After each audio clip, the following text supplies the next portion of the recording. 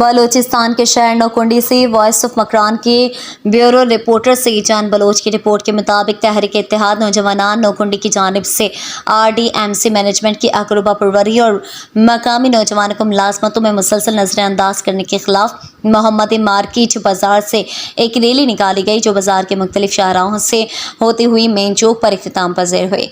Rally में बेरोजगार, तालीम याफ्ता नौजवानों, मुख्तलिफ मकतब फ़िक्र के अफराद और ताजिर बरादरी ने भरपूर शिरकत की। शुरका ने RDMC की पॉलिसियों के खिलाफ शदीद नारेबाजी की और मकामी लोगों के हक में इंसाफ का मुतालबा किया। शुरका से जहांगीर बलोच ने खिताब करते हुए कहा कि इस वक्त रिकॉर्डिक दुनिया का 5वीं बड़ा सोने और तांबे और सोने का ज़ख़ीरा है। हमारे आज का रैली यहाँ के नौजवानों और यहाँ के इलाके की आवाम के लिए है।